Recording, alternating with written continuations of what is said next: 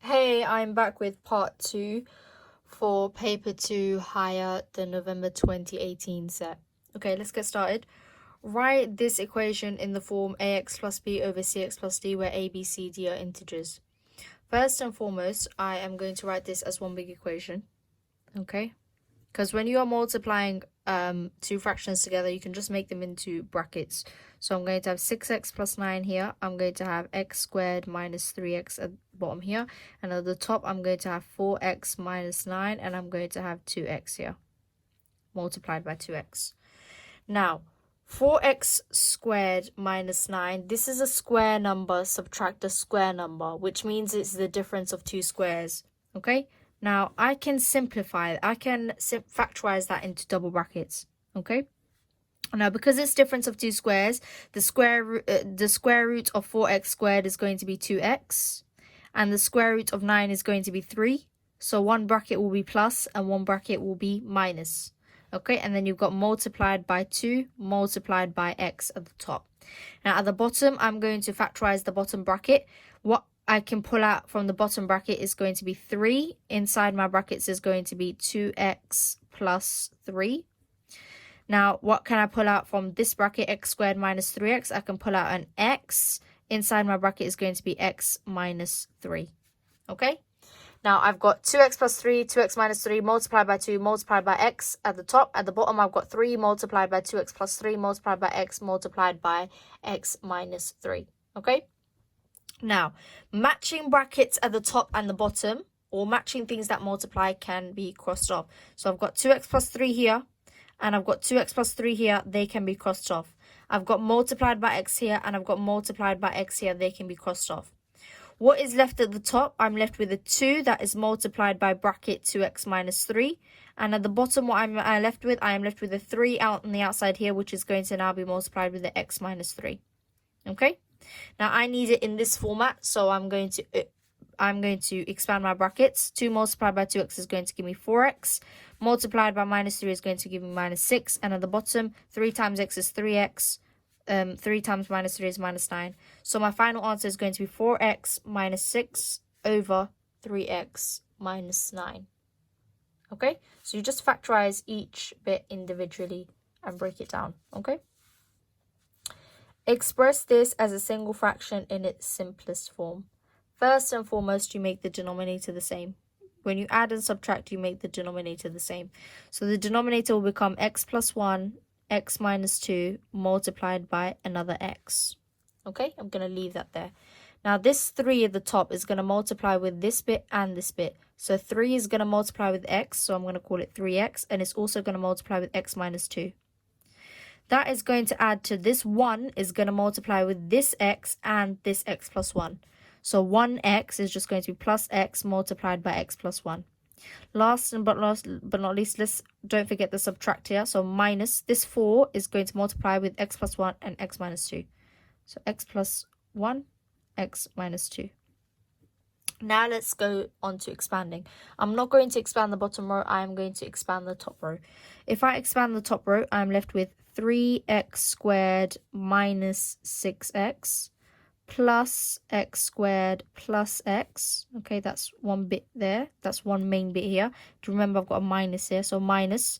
I'm going to leave the 4. I'm going to expand my double brackets. So x squared plus x minus 2x minus 2 over x bracket x plus 1 bracket x minus 2. I'm going to simplify this. 3x squared plus x squared is going to give me 4x squared. Minus 6x plus x is going to give me minus 5x. And then I've got minus 4 bracket x squared minus x minus 2 over x bracket x plus 1 x minus 2. I'm now going to expand this bracket, so I'm left with 4x squared minus 5x minus 4x squared plus 4x plus 8, because minus 4 multiplied by minuses, they cancel out and become positive, over x bracket x plus 1, x minus 2. Now, 4x squared take with 4x squared cancels out fully. Minus 5x plus 4x is going to give me minus x, and then I'm left with a plus 8. So minus x plus 8 over x bracket x plus 1, x minus 2 can also now be written as 8 minus x over x bracket x plus 1, x minus 2. And there we go. I've completed this in and answered it as a fraction in its simplest form. Okay? Let's move on. The diagram shows a circle and an equilateral triangle. One side of the equilateral triangle is the diameter. The circle has a circumference of 44 centimeters. Work out the area of the triangle. Now, to work out circumference, you do pi multiplied by diameter equals the circumference. In this case, the circumference is 44. So now to work out the diameter, I will divide it by pi on both sides. So the diameter is equal to 44 divided by pi. So this line here is equal to 44 divided by pi. Because this is an equilateral triangle, all lengths are 44 divided by pi. Because this is an equilateral triangle and angles inside a triangle add up to 180, each angle is 60 degrees. Each angle is 60 degrees. I need to work out the area of this triangle, and to work out area of triangle, you have a formula, which is half times A times B times sine C. Okay, A and B are your sides, sine C is the angle right in between. So you're going to do a half multiplied by 44 over pi, multiplied by 44 over pi, multiplied by sine 60. You are going to plug this into your calculator, and you are going to get 84.9 centimeters squared to 3 significant figures. 84.9 to 3 SF. Okay. On the grid, sketch the graph with the equation y equals to 2 to the power x. Give the coordinates of any point or intersection. Okay, now this looks complicated, but it's really straightforward. What do you do with any table? What do you do with any graph? To plot it, you need the table. So you got your x values, you got your y values. I'll just say -1, 0, 1, 2. So replace x in this equation. So y is 2 to the power -1. 2 to the power -1 becomes 2 to the power -1 is equal to 1/2. So y would be a half. 2 to the power 0 is equal to 1. Anything to the power 0 is 1. 2 to the power 1 is 2. 2 to the power 2 is 4. So 4. So plot them according to estimate. Estimate what you would plot them as. So this is, imagine that's -1. Imagine that's half. This is 0 for your x-axis, so that's 1. If this is 1, then this could be 2. If this is 2, then this may be 4. So to plot this curve, I'm going to plot it like this. It is an estimate of a curve. I'm sketching the curve. Use a pencil to sketch it. It's a sketch of a curve. It doesn't have to be as accurate, okay? This is my sketch, what it's going to look like. It says give the coordinates of any point of intersection. As you can see, it's intersecting at this point here. What is this point? When x is 0, y is 1. Okay, so I'm going to write down 1. Okay, because when x is 0, y is 1, and it says that from my table right here. Let us move on. The equation of a circle is x squared plus y squared equals to 42.25. Work out the radius of the circle. Now, equation of a circle is x squared plus y squared equals to radius squared. So to work out the radius, I'm going to square root 42.25, and I'm going to get 6.5. So the radius of this circle is 6.5. There are only red and blue counters in a bag. Joe takes at random a counter. The probability is red is 0.65. So therefore, the probability is blue is going to be 0.35. Mary takes a random counter. She puts it back into the bag. Now, when you take a counter and put it back into the bag, the probabilities stay the same. Work out the probability that they take counters of different colors. So the probability they could take blue and red, or the probability they could take red and blue. Okay, so blue multiplied by red is 0.35 multiplied by 0.65. Red, blue is 0.665 multiplied by 0.35. Multiply them out, and you're going to get 91 over 400. 91 over 400. Now, it could be either of these, so you're going to add them together. So 91 over 400 plus 91 over 400. And you are going to get simplified 91 over 200. Okay? So your final answer, the probability is going to be 91 over 200. There are 78 red counters in the bag. How many blue counters are in the bag? So we know red is 65% and blue is 35%. How did I work that out? I just converted the decimals into percentages. So now 65% of the counters are worth 78. I need to work out 35%. So to get from 65 to 35, I will divide by 65 and then multiply by 35. So 78 divided by 65 multiplied by 35 will give me 42. There are 42 blue counters in the bag. I don't know why I talk like that, I'm sorry. Okay, question number 17. P and Q are two numbers such that P is bigger than Q. When you subtract 5 from P and you subtract 5 from Q, the numbers are in the ratio 5:1. When you add 20 to P and 20 to Q, the answers are in the ratio 5:2. Find the ratio of P to Q, give your answer in the simplest form. Now, if you take away 5 from P, so P minus 5, ratio Q minus 5, that there is the ratio 5 ratio. That's 5 parts ratio 1 part. I want these ratios to be the same. I want them to be 5 parts ratio 5 parts. In order to do that, I need to multiply this one by 5. So I'm left with P minus 5 ratio, and I need to multiply this one by 5. So ratio 5 multiplied by Q minus 5. Okay, now these two are going to be equal to each other because it's 5 parts, ratio 5 parts, 5 ratio 5 parts, they're equal to each other. Okay, they're both the same.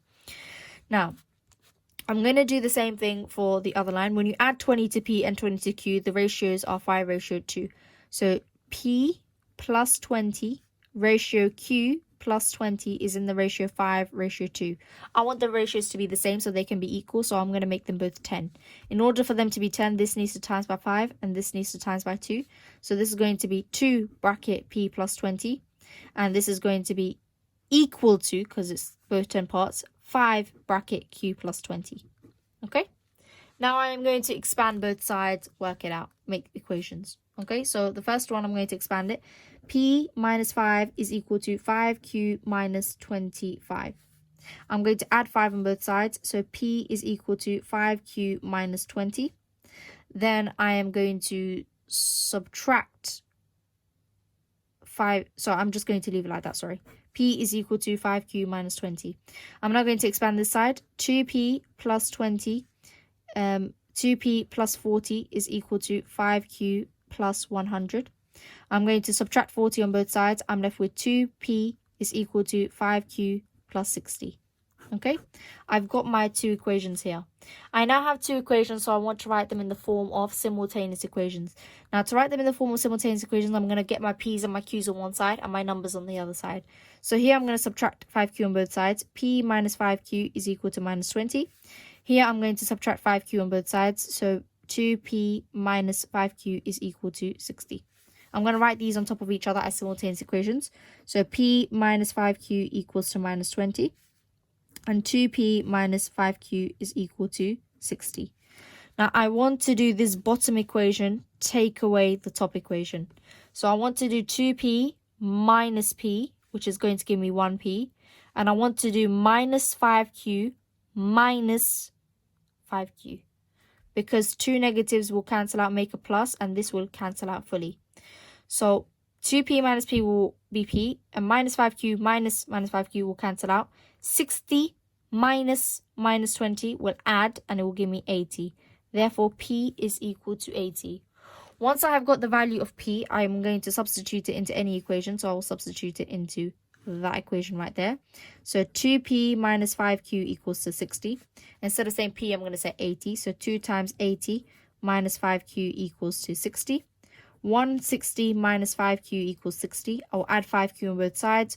160 equals 60 plus 5Q. Subtract 60 on both sides. 100 equals to 5Q. Divided by 5 on both sides. Q is equal to 20. My answer is not finished there. The question said work out the ratio of P to Q. So I've just worked out P is 80 and Q is 20. I'm going to divide both ratios by 10. I'm left with 8:2. I will divide both ratios by 2 again, and I'm left with 4:1. Therefore, the ratio of P to Q in its most simplest form is 4:1. Okay? So what did we do? We created these equations. We made the ratios the same so we could make them into equations that were equal to each other. We expanded them, simplified them, made them into simultaneous equations, subtracted our simultaneous equations to work it out, worked out the value of P, substituted back in to work out the value of Q, got the ratio of P to Q, simplified it, and there we go. Got our answer. Okay. The straight line L passes through the points with the coordinates 4, 6, and 12, 2. The straight line L2 passes through the origin and has a gradient -3. They intersect a point P, find the coordinates of point P. So I really like this equation. Let's get started. So first we're going to have a look at line 1. Okay, and we are going to work out the gradient of line 1.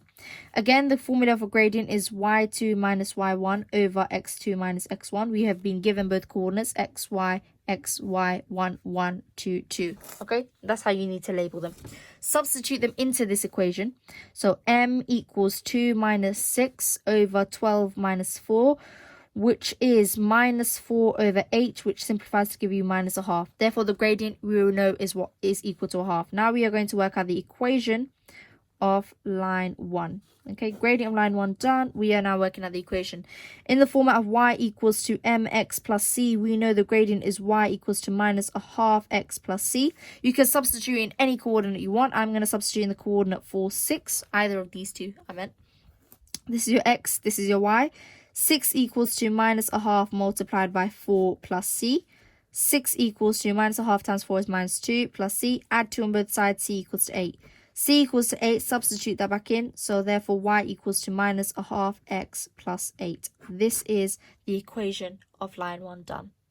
Now let's work out the equation of line 2. Equation of line 2. It says it passes through the origin. Passes through the origin means y-intercept is 0.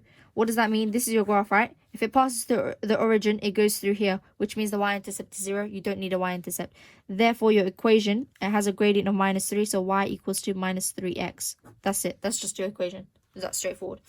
Now you're going to look at point P, where they intersect. To work out where they intersect, you are going to make both equations equal to each other.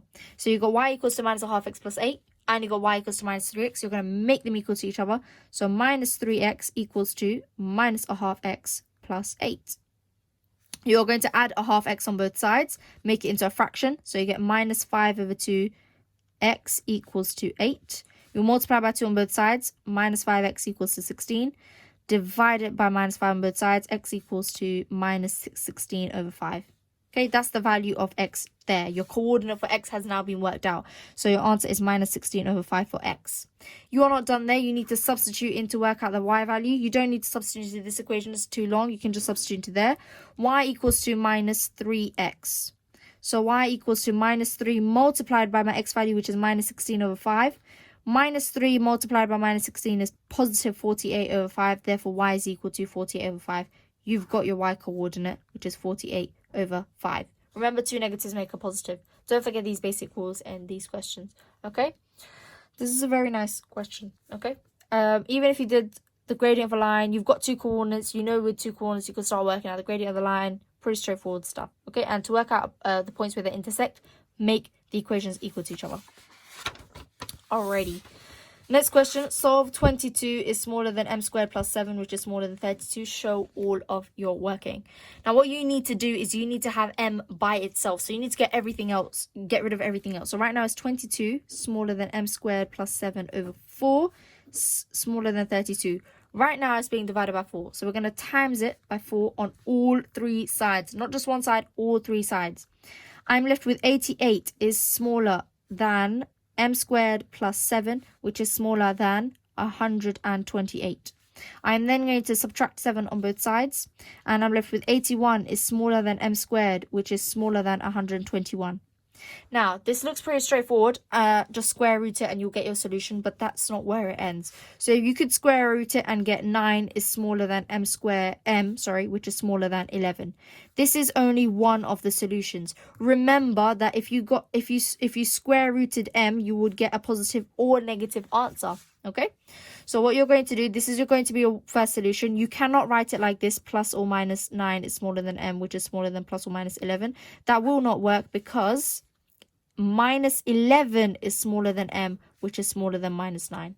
It will not make sense if minus 9 was smaller than m, which is smaller than minus 11. Okay, so these are going to be your 2 solutions. Remember that the square root of 81 is equal to positive or negative 9. You can't write them together in this equation because it does require inequalities.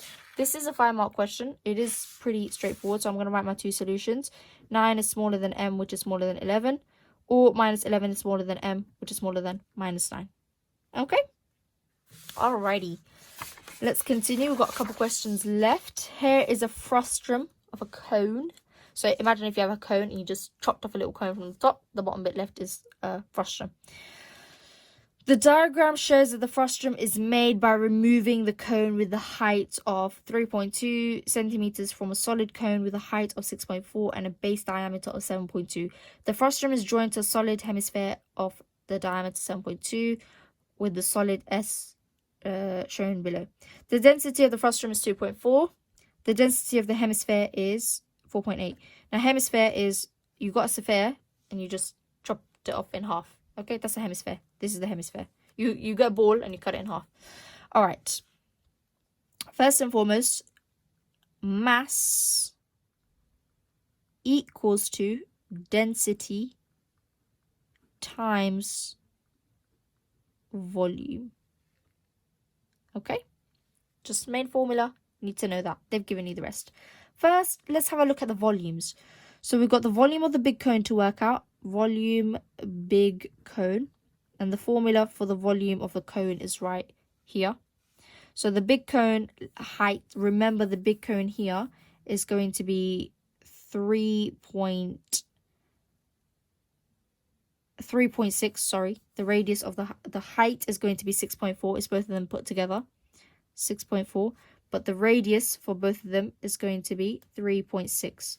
Do remember 7.2 is the diameter. So the radius is going to be 3.6. So we've got a third multiplied by pi multiplied by the radius is 3.6. So 3.6 squared multiplied by the height, which is for the big cone, is both of them put together. So 6.4. Okay? You're going to plug this into your calculator and you're going to get 86.85 centimeter cubed. You are now going to work out the volume of the small cone. So this little bit on the top. Okay? Because in order to do frustum, you need to do big cone, take away small cone. Okay, so volume small cone. So again, a third multiplied by pi multiplied by the radius is the radius of the little cone is going to be 1.8. Okay, the radius of the little cone is going to be 1.8 squared multiplied by the height of the little cone is going to be 3.2. Okay, just this bit here, 3.2. You're going to plug this into your calculator and you're going to get the volume to be 10.857 centimeters cubed. Okay, now to work out volume of the frustum, you need to do the big cone, take away little cone, big cone, volume, take away little or small cone. Okay, and you are going to get 76.001 centimeters cubed. Okay, that is the volume of the frustum. Now you're going to work out the volume of the hemisphere. So this frustum is right here and the hemisphere is right underneath it, attached to it from the bottom. So volume of hemisphere. In order to do that, you're going to do volume of a sphere and then you're going to divide your answer by 2. So you're going to do 4/3 multiplied by pi, using this formula right here, multiplied by the radius of the circle. Again, the radius of the sphere is also 3.6. So multiplied by 3.6 to cubed. Okay, radius cubed. Once you get your answer, you're going to divide this all by 2 because it is the volume of the hemisphere. And you are now going to get 97.716 centimeters cubed. Okay? We have just worked out volumes on this entirety of the page. Okay? Now, the question is asking for the average density. So they've given us more space on the next page to work it out. So I'm going to use this page as well. To work out the average density,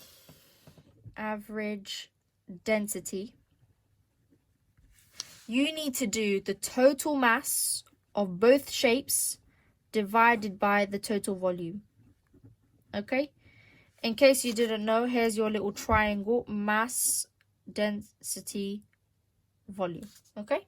This is what you need to know. Mass equals density times volume. Density equals mass divided by volume. Now, To get the average density of the whole shape, you need the total mass of this whole shape divided by the total volume of this whole shape. We know the total volume of this bit and the total volume of this bit, but we don't know the total mass of the whole thing together. So that's what we are going to work out. So we are now going to work out the mass of the frustum, because we don't know the mass at all. And we are going to work out the mass of hemisphere, which is the half of a sphere. Now, the mass of a frustum, remember, mass equals to density multiplied by volume, okay?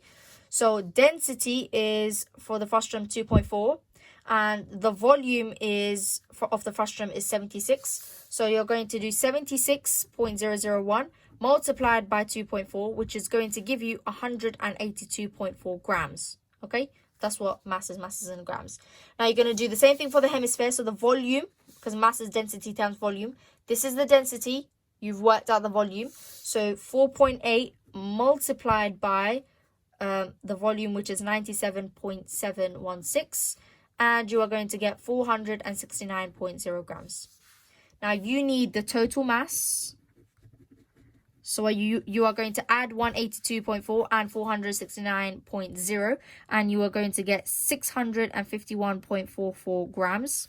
You are then also going to get the total volume, and in order for you to get the total volume, you're just doing the volume of the frustum plus the volume of the hemisphere, adding them two together. So 76 plus 97, and you're going to get 173.72 centimeter cubed. Now you have your formula. To get the average density, you need to do total mass divided by total volume. So the total mass is 651.44 divided by the total volume, which is 173.72. Plug this into your calculator. You are going to get 3.75. Okay, 3.75 grams per centimeter cubed. That is going to be your final answer. Okay. Guys, it may be hard to wrap your head around, but this is a very straightforward question. Mass equals to density multiplied by volume. You know that. You know to work out average density, total mass divided by total volume. You've been given all your formulas. You just need to piece everything together, okay? And work it out. Let us continue. There's one more question left. This is actually a decent question, this one here. A, B, R, and P are 4 points on a circle with the center 0. A, O, R, C are 4 points on a different circle. The two circles intersect at a different point, A and R. These are straight lines. Prove that CAB equals to ABC. What are you asking to prove? They're proving that this angle here is equal to that angle here. So I'm just going to create this little angle and call it X. Okay? Now bear with me. I'm going to try use... Let's see if I have a highlighter. It's not here with me right now. Okay, so what I'm going to do is I'm going to try to explain this best as I can. So first, you're going to call this one X. So, and I'm going to show you how you need to write down your proof. So let A, B, C equal to X. Okay? Now, in this circle, ignore this circle. Look at this circle itself. In this circle, this line is a radius. I am going to match O and R, making another radius. Okay, when two radiuses form a triangle, it becomes an isosceles triangle, making this base angle also X. So I am now going to say ORB is equal to X because base angles at an isosceles are equal. In an isosceles are equal. You don't need to say that this is an isosceles because it's formed by two radiuses. You don't need to say that. That should be very clear. So base angles and an isosceles are equal. Now we worked it out. Now this angle here, these two are on a straight line, making this angle here, because it is on a straight line, 180 minus X. So you are going to say CRO equals to 180 minus X because angles on a straight line equal to 180. On a straight line equal to 180 degrees. Now, ignore the circle on the right hand side. Okay? You're going to ignore this circle here. Can you see the shape that is being formed here? This here, follow my pen. This here is a cyclic quadrilateral because all four corners are touching the circumference, making it a cyclic quadrilateral. And my rule is that opposite angles in a cyclic quadrilateral add to 180. So if this angle here is 180 minus X, this one is going to be X because they must add up to 180. Okay, this is a cyclic quadrilateral. So you are now going to say CAB is equal to X because opposite angles in a cyclic quadrilateral equal to 180 degrees. Now you are going to say, therefore, CAB is equal to ABC. Okay, and that is your proof. That is your proof. Done. Okay, that is the end of the paper. This was a very long explanation. Sorry. I will be posting all of these notes on my Instagram. My Instagram is Quick Maths Tips. Do follow and like, and thank you guys for watching. Bye.